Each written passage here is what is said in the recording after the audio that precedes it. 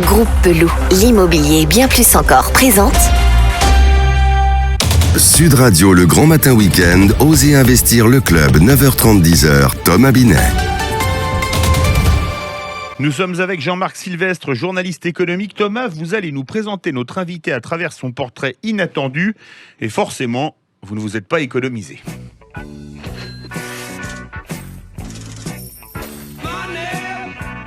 Oui, cher Philippe, comment recevoir Jean-Marc Sylvestre dans Oser investir autrement que sur la chanson Money de Pink Floyd, car vous avez consacré votre vie à l'argent roi, au bifton, au carburant, au Grisby, à la maille, à l'oseille. Allez, n'en jetez plus et surtout pas par les fenêtres. Mais quel plaisir de vous recevoir, Jean-Marc Sylvestre, vous qui êtes né un 29 octobre, le même jour, mais pas de la même année, où Uderzo et Goscinny donnèrent également naissance à un petit Gaulois surnommé Astérix. Vous accueillir, c'est comme recevoir, pour l'amateur de tennis que vous êtes, mon cher Philippe, Roger Federer. Et ce n'est pas seulement parce qu'il est suisse comme les coffres-forts. Roger, celui qui a tout gagné, bon, sauf cette année et pour le moment, et qui dure sans endurer dans le monde du tennis avec une longévité hors norme, comme vous, Jean-Marc Sylvestre, le Michel Drucker de l'économie dans les médias français. Vous qui avez délivré vos analyses et conseils économiques aux Français depuis 1994, en commençant par la presse écrite, en écrivant dans l'Expansion, La Vie française, Le Nouvel Économiste et sans oublier Le Quotidien de Paris, si cher à Philippe Tesson. Mais vous passerez d'une forme d'ombre à la lumière en rejoignant les Sunlight et non des tropiques, mais des plateaux télé. Vous exercerez sur Feu la 5, France 3, TF1, LCI, entre autres. Vous connaissez tout des médias français et de ses coulisses, et pas moins du monde du capitalisme. Et dans le même temps, comment aurait-il pu en être autrement quand on sait que vous êtes né le jour du mardi noir de la bourse de New York qui frappa si durement l'économie mondiale en 1929. Alors vous qui affichez sur votre site internet comme Maxime emprunté à Woody Allen, l'argent est plus utile que la pauvreté, ne serait-ce que pour des questions financières, confirmant ainsi le côté libéral dont vous feriez preuve, mais ça, vous allez nous le dire dans un instant. Allez, le moment est venu, mon cher Philippe, de recevoir donc notre Roger Federer de la presse économique. Bonjour Jean-Marc Sylvestre. Bonjour à tous, bonjour à tous les deux. Merci de m'accueillir dans votre studio. Merci à vous Jean-Marc Sylvestre de passer dans Oser investir ce dimanche matin. Est-ce que vous êtes vraiment si libéral que je viens de le dire, eu égard aux écrits que j'ai trouvés de votre part? Non, je ne suis pas sûr d'être ultra-libéral comme on m'a parfois affublé. Non, je suis très attaché à la liberté individuelle, je suis très attaché à la liberté d'entreprendre, je suis très attaché au respect des autres. Alors, si c'est être libéral, eh bien oui, je suis libéral. Mais de toute façon, être libéral, c'est pas une maladie contagieuse, ou ça peut être une maladie contagieuse, mais c'est pas une maladie très grave. Moi, je souhaite au maximum à tout le monde de l'avoir. C'est intéressant. Je pense être cohérent et non pas libéral. Justement, Jean-Marc Sylvestre, vous avez fait un lapsus très intéressant. Thomas vous a demandé, êtes-vous si libéral? Vous avez répondu, je ne suis pas ultra-libéral. Pourquoi est-ce qu'en France, le mot ultra est toujours collé à libéral? Écoutez, je ne sais pas, mais c'est pas moi qui ai collé ce nom. On me l'a collé pendant des années et des années. J'ai travaillé dans la radio publique, à France Inter, vous oubliez ce passage, tout en faisant d'ailleurs de LCI, et inventant LCI avec l'équipe. Mais le libéralisme a mauvaise presse en France, parce que le libéralisme, c'est une forme de capitalisme, c'est c'est associé au phénomène d'enrichissement. Alors, on n'aime pas trop les riches. On préfère les pauvres. Moi, je préfère les gens qui s'enrichissent plutôt que les gens qui s'appauvrissent.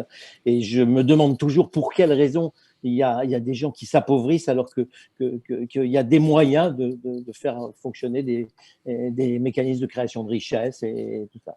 Jean-Marc Sylvestre, vous êtes un observateur majeur de l'économie française, vous commencez à nous le démontrer. Comment analysez-vous avec le recul l'évolution de l'économie française ces dernières années? Ces dernières années, l'économie française a essayé de s'adapter au mouvement de mondialisation et au mouvement de digitalisation, également à prendre le train. Mais elle a beaucoup de difficultés pour le faire parce qu'elle a des semelles de plomb que sont ses prélèvements obligatoires, elle a des semelles de plomb que sont ses dépenses publiques, le poids de ses fonctionnaires, le poids de ses habitudes, le poids de ses conservatismes.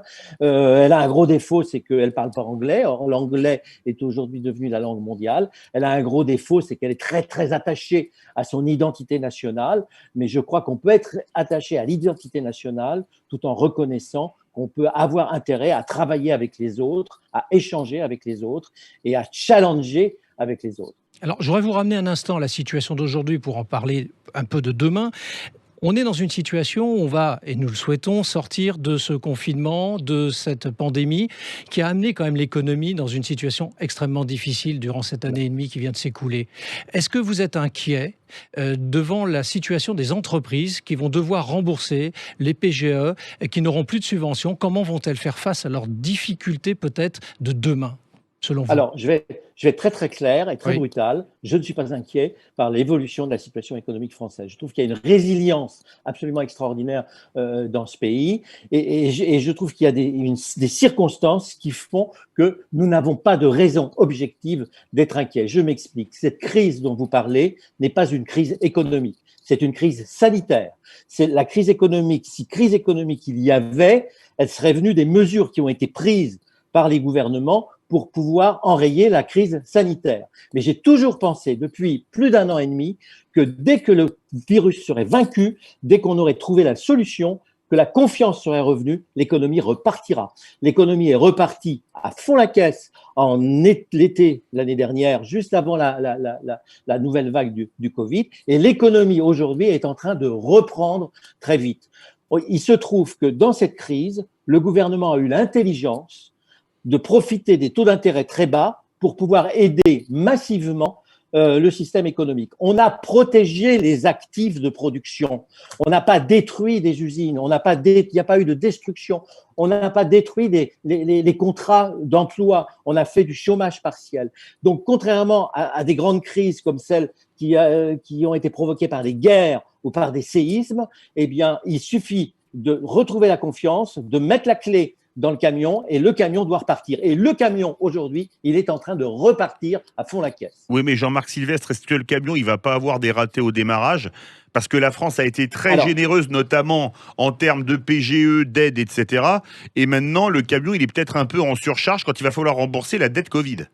Alors, les PGE ont été effectivement généreux, mais les PGE n'ont pas été utilisés qu'à 50% à peine de leur capacité par les entreprises. Les PGE ont donc été utilisés par des entreprises qui en avaient besoin. Première remarque. Deuxième remarque, un certain nombre d'entreprises vont avoir des difficultés au redémarrage, c'est vrai, mais c'est des entreprises qui étaient malades avant la crise. C'est parce qu'on n'a pas voulu voir qu'elles étaient malades avant la crise elles ont bénéficié d'un effet d'opportunité en profitant des aides et des subventions qui leur ont été données pendant la crise. C'est très bien qu'on ait donné des aides et des subventions pendant la crise. Mais il va falloir reconnaître maintenant qu'il y a un certain nombre d'entreprises qui doivent se restructurer en profondeur et que si elles ont des difficultés, elles les avaient avant. La régie Renault n'a pas attendu la crise du Covid pour avoir ces difficultés. Air France n'a pas attendu la crise du Covid pour avoir les difficultés. Il faut qu'on arrête de raconter ce genre de choses. La société française, elle est faite avec des milliers de PME, PMI qui ont beaucoup travaillé, qui sont rénovés, qui ont restauré, qui ont profité d'ailleurs de la crise pour pouvoir muter, s'adapter. Il y a une adaptation au e-commerce formidable, il y a une adaptation à la digitalisation formidable et je ne suis pas du tout inquiet pour ça. Il va se passer en France dans les mois qui viennent, et peut-être que les faits me démentiront, mais à ce moment-là, vous me tirerez les oreilles, ce qui s'est passé au lendemain de la guerre 14-18, des années folles, ce rebondissement général. Il va se passer exactement ce qui s'est passé au lendemain de la guerre 39-45. Les 30 Glorieuses. Il y a des possibilités de rebondissement et de croissance. Jean-Marc Sylvestre, vous êtes dans Osez Investir, ça ne vous a pas échappé, on parle investissement, mais on parle également placement. Quel est pour vous le meilleur placement qui existe aujourd'hui pour un épargnant?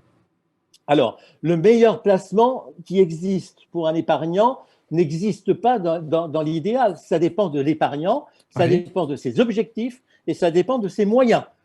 Si c'est un épargnant qui veut se construire un complément de retraite, il aura évidemment envie peut-être de se garantir sa maison, son appartement, un toit. Donc l'immobilier est sur le long terme un très bon placement. S'il veut prendre un peu plus de risques, l'investissement en bourse et en actions est un excellent placement s'il veut prendre et s'il accepte de prendre un certain nombre de risques. Mais pour prendre un certain nombre de risques, il faut pouvoir les mutualiser. Donc, il faut déjà avoir un certain nombre de moyens. Et nous ne sommes pas organisés en France pour avoir des moyens importants pour aller en bourse. Et s'il veut avoir une rente et garder son argent au chaud, je pense qu'on peut encore avoir confiance dans l'État français pour gérer la masse considérable des obligations d'État qui servent d'ailleurs à financer le déficit, donc à financer l'économie.